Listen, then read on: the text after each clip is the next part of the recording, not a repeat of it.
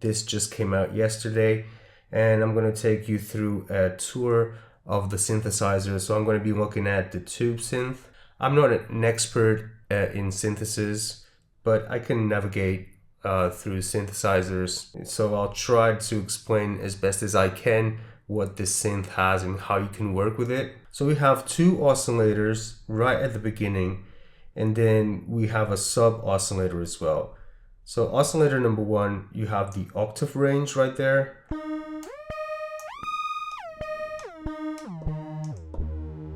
So it has a good range. If you go all the way down, then it shows you wide. And what that does, it gives you more flexibility with the fine tuning to go between the whole range of the oscillator.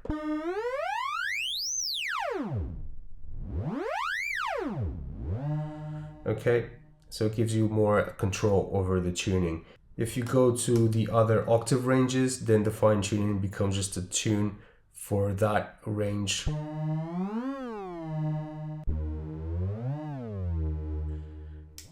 Okay, so the shapes of the oscillator are triangle, saw,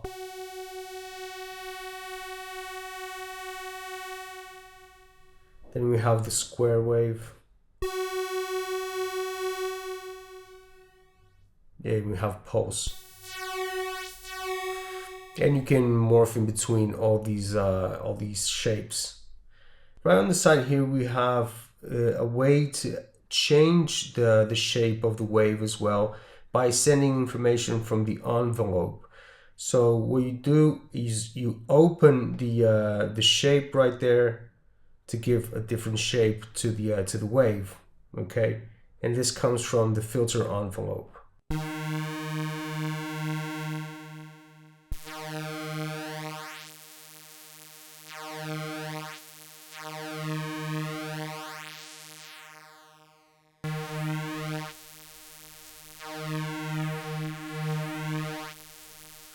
So again, it's just a way for you to have more control over the shape of the wave.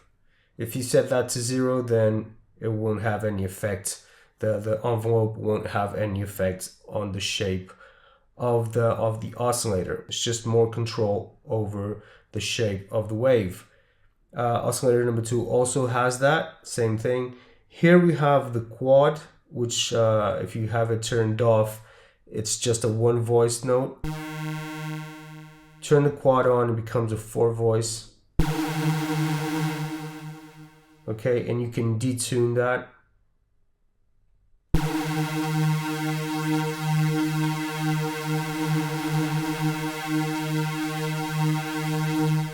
If that's turned off, then that won't do anything. Right here on the side, then we have oscillator number 2, same thing with the octave range.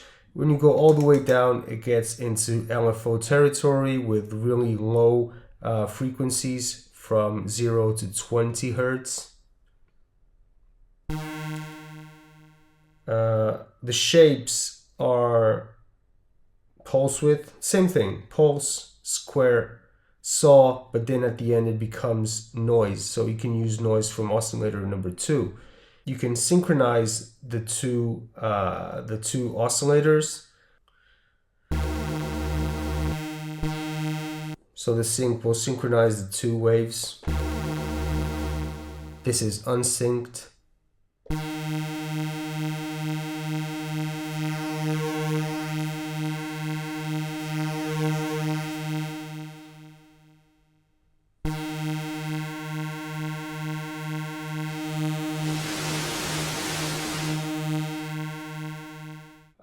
Then you have the phase. What the phase does, it tells you where the wave is going to start once you trigger the note.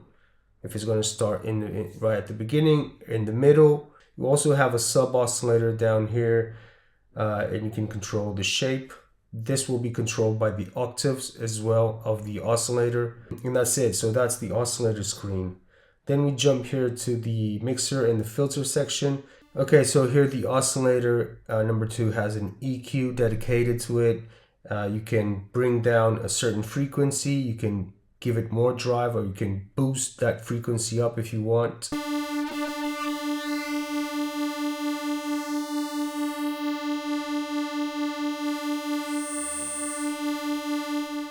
Here we have the key track. What that does, it ties the EQ to the pitch that you are playing. So the note that you are playing, that EQ is going to tie in to the to that specific note. Okay, so an EQ just for oscillator number 2. We have the mixer where you can mix in between the oscillators, the sub oscillator, and we also have a ring mod right at the bottom there. Okay, so the mixer, then we have the low pass filter. So cutoff resonance, this is a low pass. So you have to open up the slope for the cutoff to work.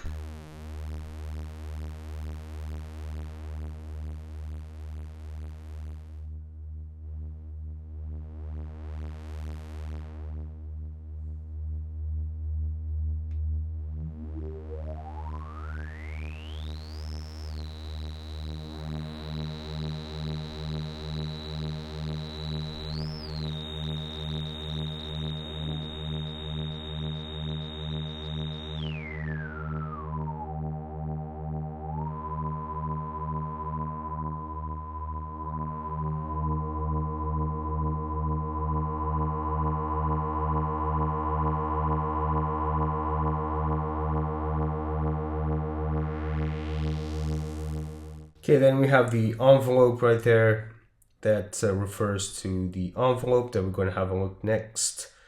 And we have a key track, basically does the same thing. It refers the control to the specific note that you are playing.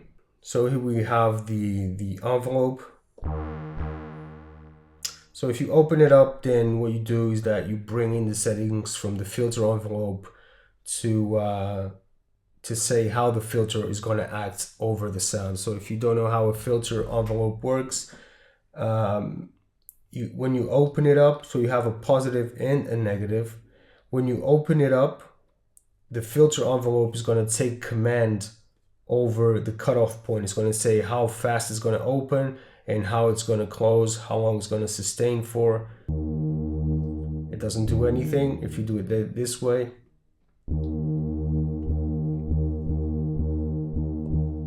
If you open it up, then the envelope is going to act on the cutoff point.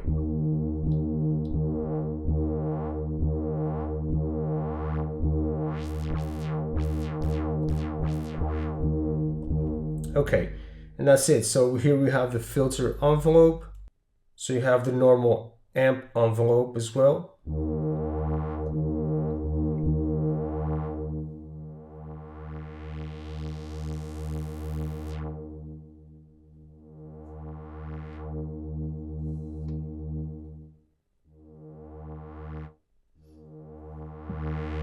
Here on the right side, we have another envelope, and this one you can send it to a destination of your choice.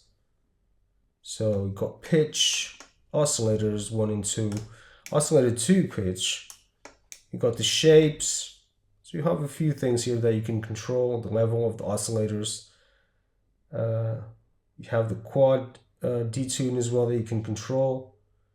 So you can send the information from this envelope. Basically works like the other envelopes. Okay, that's envelope number 3. Let's jump into then. We have the LFO section. We got the shape of the LFO, the depth.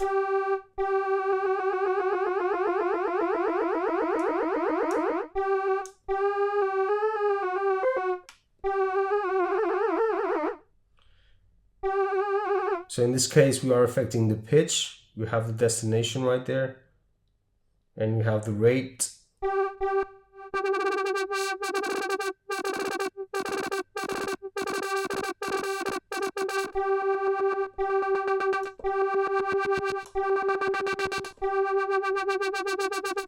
Okay, synchronize it if you want to the time.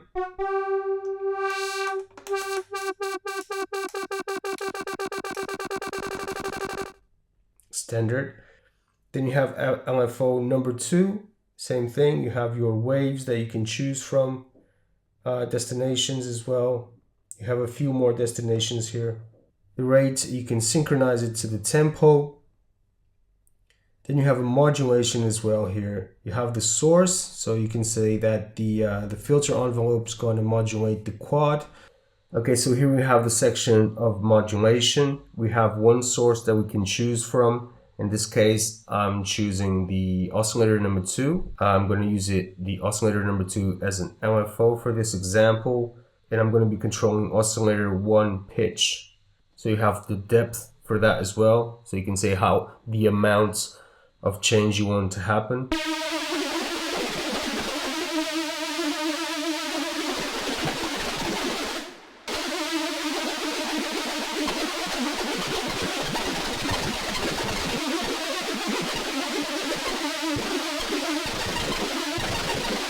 So that's one of the examples that you can use. And right at the end, we then have another control destinations here for velocity, the mod wheel, and the aftertouch. So you can say that velocity will affect, so velocity, the how hard you hit the pad. If you have it set to 0, then it means you're not going to have any velocity.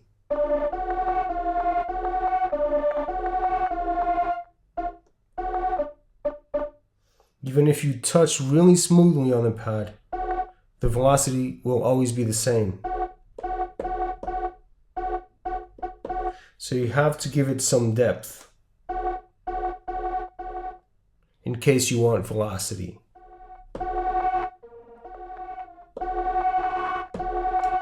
So you have another one here for the velocity, means that you can affect another parameter with a velocity. Then you have the mod wheel. You can say that you want your mod wheel to affect these parameters. And lastly, we have the aftertouch.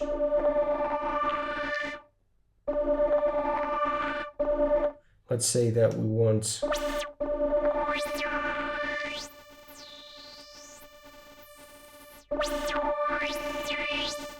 so after you press it, if you keep on pressing it, if you don't know what aftertouch is, after you press on the pad, if you keep pressing it up and down, you will create those modulations. In this case, we're affecting the cutoff.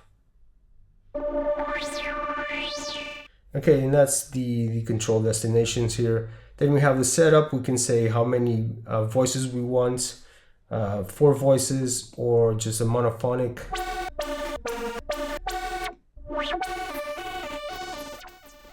We have the glide. We can use it glide all. It's for when you're playing all the 4 voices. If you turn it off. Okay, so I just changed the sound for us to hear the polyphony here. So if you have it turned off, when you play all the 4 notes, the 4 voices, you won't hear any glide. If you turn it on, then you'll hear a glide. Let's crank this up.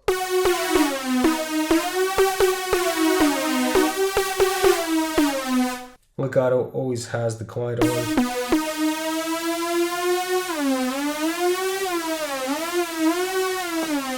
So we have the detune and the doubling. Doubling, it doubles the amount of voices, and the detune only works when the doubling is turned on.